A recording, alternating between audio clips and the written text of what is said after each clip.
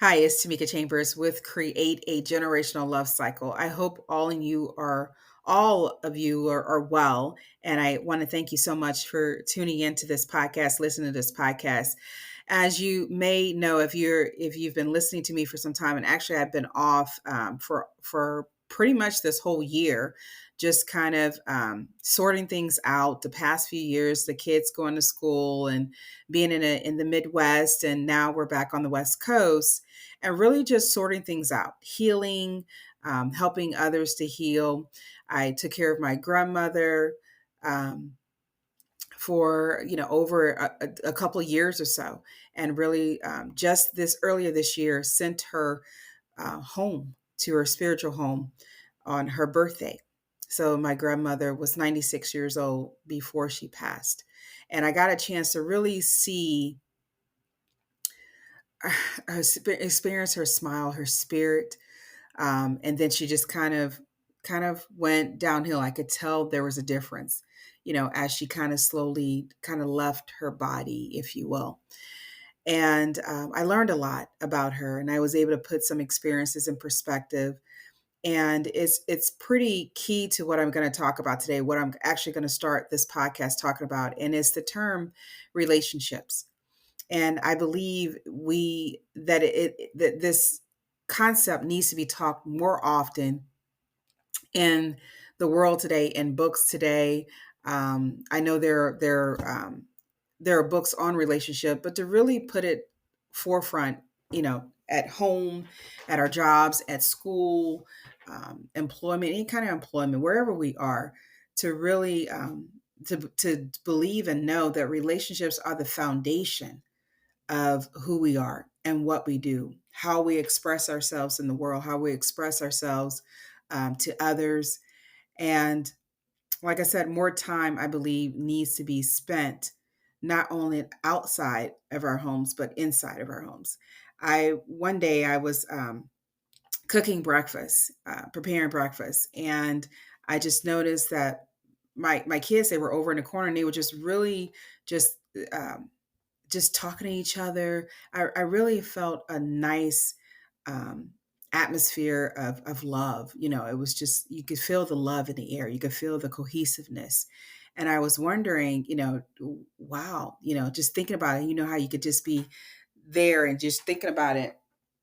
And I was like, man, they're really getting along well today. What's really going on? And just reflecting on over the past couple of weeks. And it came to me during breakfast and devotion that their relationship is so well because I believe Carl and our relationship is well.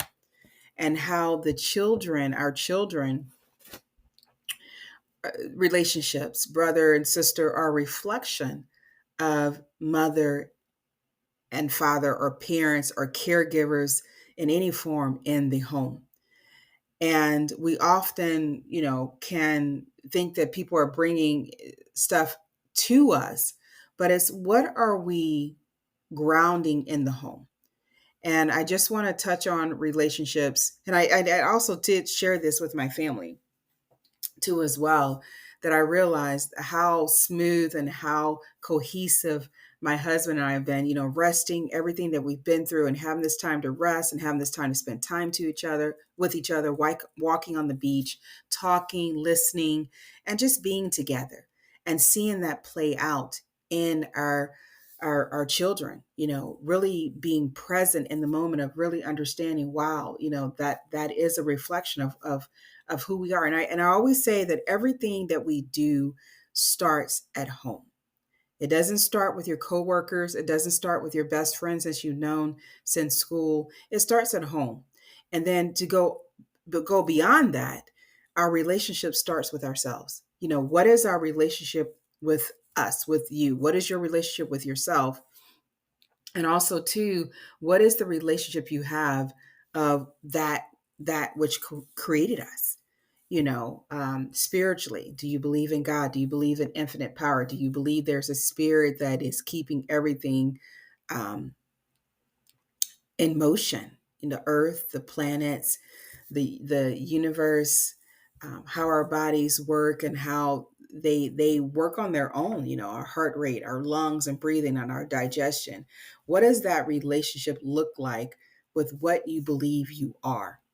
So one important concept that I want to get into today, and I really want, I'm thinking of definitely discussing concepts per month, and really just talking about it, and sharing any feedback that I get from you. What's your relationship like with yourself? What is your relationship like with what you believe that created you? What is your relationship like with your parents, and with your siblings, and with your coworkers, or your employers and caregivers? What is your relationship like? Because often, for us to really evaluate that and see if it's working, we have to look at what is our relationship with ourselves. What do we believe in? And so, an important concept to discuss within the home, and I encourage you to do that. Sit back and be objective and look at what's really going on with me, what's really going on with my relationship. So when we look at a relationship, we look at the relationship is the foundational block, again, of everything that we do. Because how you treat yourself is going to be evident in how you treat other people. And often we can become so, um, I guess, emotional. We can take it personal when people treat us unfairly. We feel like we were treated unfairly, maybe demeaned by name calling, maybe bullying, pushing, kicking, all of that. But when it comes to you, what is your relationship with yourself? Just like the person that is doing all that stuff, what is their relationship with themselves? Because, as you know, the greatest, I believe that love is the foundation of every relationship, should be the foundation of every relationship. Because when you love yourself, when you truly care for yourself, not that superficial love, where where you say you love yourself, but you're treating people, unkindly, rude. What does that mean? Demeaning others, calling people outside their names, trying to taking from them, um, not seeing the value in others, any type of prejudices and racism, or remarks of anything geared towards that. That is not love. Because if you loved yourself, if you really knew who you were, you would see that you're a spirit clothed in human form, right? And that everyone is spirit clothed in human form. If that is your belief, again, you have to look at what you believe in order to have insight into your concept of relationship. What does a relationship mean to you? And so how are you, again, treating yourself? So when we think about love, I believe that is the greatest commandment that we're given, just like in the Bible. And I've shared before that I am not. It's not about religion. It's about what resonates with you. And I believe that we're made from love. I don't believe that we're made from hatred. I believe that we're made from love. I believe that great spirit, is love, and I believe we are here to express love. And anytime that we're having a problem with expression, we have to look at, what is my intention for this relationship? What is my intention? Am I doing this because I love? Am I expressing my gifts because I love? Am I taking care of myself because I love? When we talk about our relationship with ourselves, what is your intention when you're doing that? So, number one, relationships, they are the foundational building blocks of how we treat other people, how we treat ourselves. Because, again, how you treat yourself is going to often play in how you treat other people. So if you're demeaning yourself, if you think low self-worth, low self-esteem, you don't value yourself, you question why you're here, you don't know why you're here, often a lot of that anxiety, a lot of that frustration, a lot of that anger, a lot of that jealousy, a lot of that resentment, bitterness, um, is going to rub off onto other people. So it's so important, again, to understand, who am I? Where am I? What created me? And I believe as we ask those questions, the trust and have faith that we're going to get those answers. So who am I? What am I? Um, the other point that I want to make is that, what is this that created me? Because if I can understand what created me, if I know that it is love, if I trust it, if I have faith in it, and then I'm going to believe that I am love, and I'm going to act accordingly, right? And I love when I go to, again, what resonates with you. And one of the things that resonates me is the definition of love that we find in First Corinthians um, of the Bible. And that talks about how love is patient, love is kind, it's not envious, it does not boast, it's not rude. If you think about, and I've talked about this before, but if you think about being patient, we're not rushing people, because often when we are impatient, we rush, right? We make mistakes or errors. We can get frustrated, call people outside their name. It's kind, it's not envious. You are happy for other people and not that, trying to take what they have, right? We think about robbery, we think about homicides. It's not rude. It does not boast. It's not proud. It does not delight in evil. It rejoices with the truth. So when we look at that, it doesn't fail. And how many times have we, I wonder, has someone said, I'm a failure? How many times do we say that? So if you really believe that no matter what, love does not fail, that we are on a journey of revelation, spiritual revelation, where we actually have spirit and human, that we are to align with this spirit within us, right? Through the different human genetic qualities that we have, and we are to align with it. And so if you believe that you're loved, hey, that takes care of a lot of the issues that we're having, from, the issue with SNAP benefits, and what Trump, and what Trump and what they're doing. So when you look at that, when you look at bullying, when you look at homicides and suicides, when you look at teenage pregnancy, when you look at when you look at what else? When you look at just so many different problems that we see, if we really had that definition, and I always say it's not about the Bible. If you don't believe in the Bible, if you don't take it, but what is your definition of love? Do you believe that you're love, or do you believe that you're evil? Do you believe that you're bad? Because again, if you have those beliefs about yourself, they flow into how you treat yourself and how you treat others, your relationships. And so the other thing is that I've said before is that, your relationship with yourself, are you your best friend? Are you someone who picks yourself up when you fall? Do you talk positive to yourself? Because all we can often talk positive people. We can encourage people out, with the flip of a coin. We can encourage people often and tell them what they should do, and get up on your feet and be courageous, and I believe in you. But when it comes to talking to yourself, do you say those things to yourself? So, what is your relationship with yourself? How well are you treating yourself? Are you your best friend? And that was one of the things that I didn't know anything about affirmations growing up. And I would say that I am my best friend, that it was more for me about quality of relationships than it was quantity. And often we think that, if I have so many friends, then I'm going to feel good about myself, right? So we're looking at the outside. If I have all these friends around me, I'm going to feel good. And if you have really been looking at, if you can use life as example. And I've seen where people were liked by others. They were funny, they were always laughing and smiling. Often you would see them, and then you hear that they committed suicide, or that you hear that they felt lonely.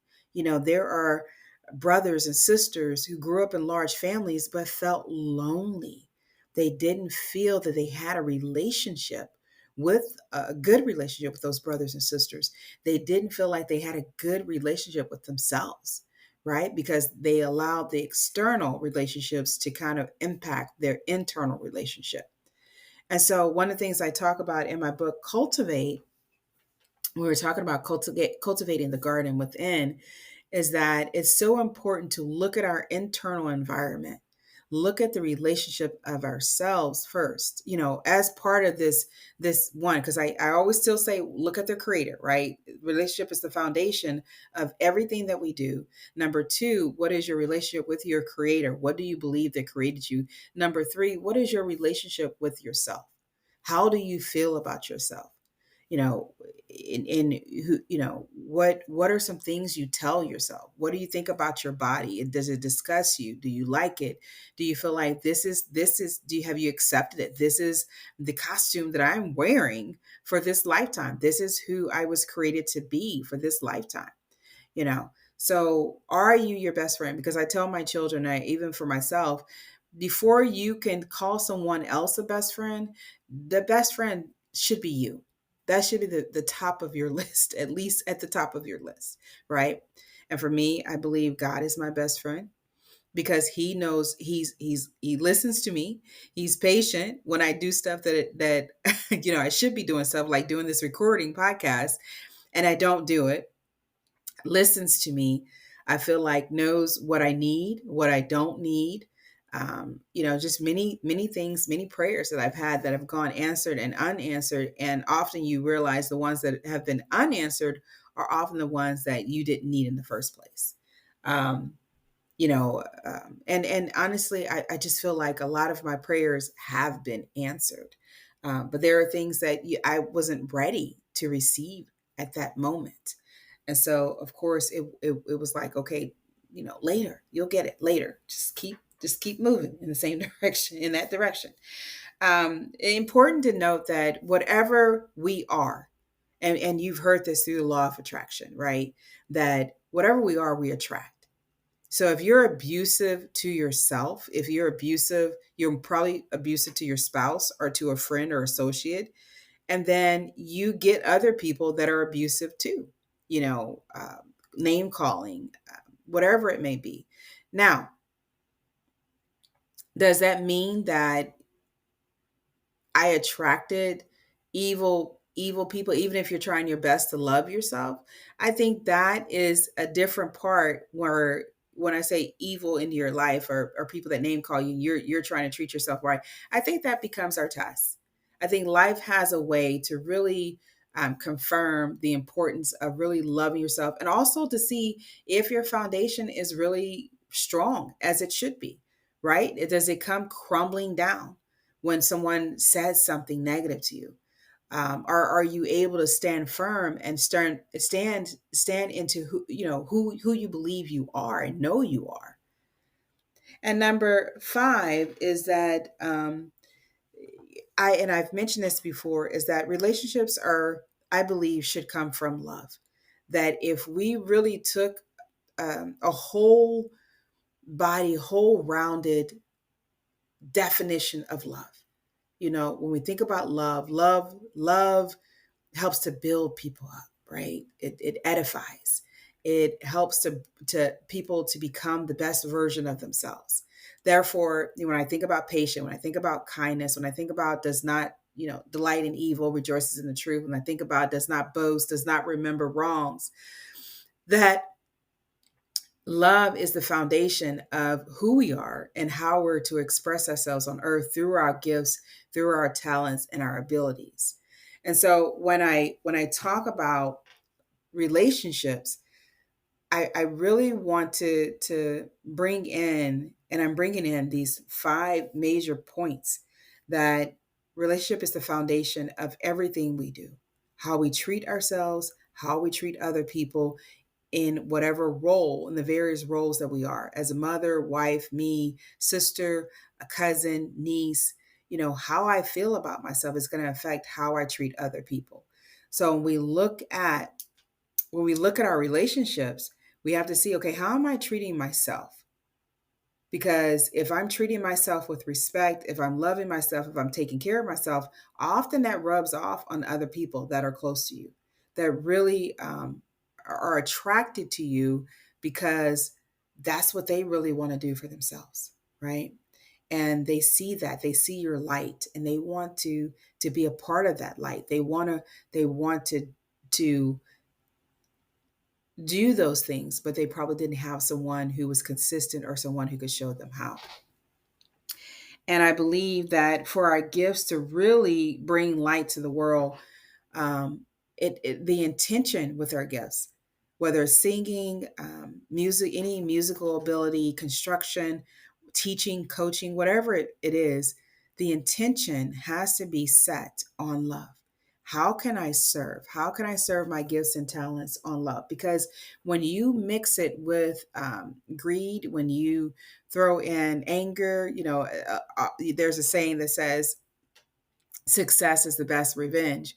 Well, if you're so fixated on getting revenge, how does that play out? Because often we can wear ourselves out because we're trying our best to get revenge. Revenge is the intention versus love. Love is the one that is going to be patient. It's going to be kind. It's going to do things for the right reasons versus trying to show somebody that because you did that to me, I still can be successful. We can show people that and not even think about what they did. We can forgive them. We can move past. We can heal and still say, I'm going to do this because you know what? It is a part of me. It is what I feel strongly about, not because I'm trying to get somebody else back. Because if you're trying to get somebody else back, that is a relationship or something that has been tainted. That relationship with that person is basically tainting your expression of your gift. So I just want to start off back talking about a major concept that when we think about wars, when we think about killings, when we suicides, homicides, when we think about bullying, we think about um, just stealing and stealing from others in whatever form, demeaning, name calling, whatever it is, abuse in any form. When we think about that, we have to think about the concept of relationship and what that means. Now, granted, my mom would tell us you can't change grown folks. So you trying to change somebody else can be very futile, can be very frustrating, can be very stressful, instead of changing ourselves first, looking at what we believe that we are, looking at how we're treating ourselves, looking at how we're expressing ourselves in the world can have such a major impact, I believe, on the world if we focus on ourselves and that we allow others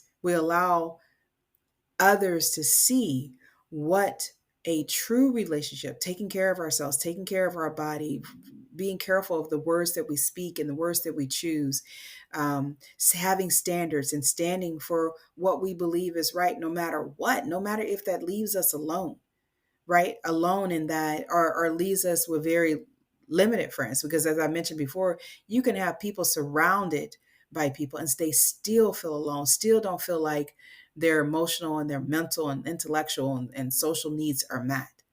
But when you take it upon yourself to say, I'm going to focus on myself, I'm going to look at my relationship with my creator, my relationship with myself first before I start looking at what other people are doing, right? And even if I do look at what other people are doing, I'm going to look in what Michael Jackson, his song, I'm going to look at the man or the one man in the mirror first. This is create a generational love cycle.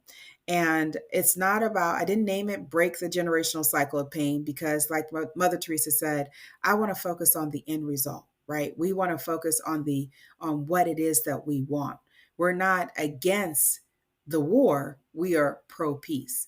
So I'm going to be pro creating the generational cycle of love because with one change in consciousness, how we see relationships, how we see that, how we treat ourselves and what we believe in affects every relationship that we have. We can then start changing those beliefs, looking at them, assessing them, and changing or removing beliefs that limit others, that demean others, that demean ourselves, that limit ourselves, and start nourishing those seeds that really promote beautiful relationships, flourishing relationships, thriving relationships, relationships built on kindness and trust, built on not, just reminding people of the wrongs they've done, but also seeing them in a different light. Because I think it was, I know it was said by Goethe, I believe, that um, if you continue to address a person and what you see they are, then that's who they will eventually become. Right. So if we continue to address people in a negative way, if we continue to address ourselves in a negative way, then we're going to continue to get these relationship results that we're seeing in the world. I'll talk to you soon. Thanks so much for listening, and feel free to reach out to me at Timika J at AIM if you found this to be helpful. Share it with others, and I look forward to hearing your comments. Talk to you soon.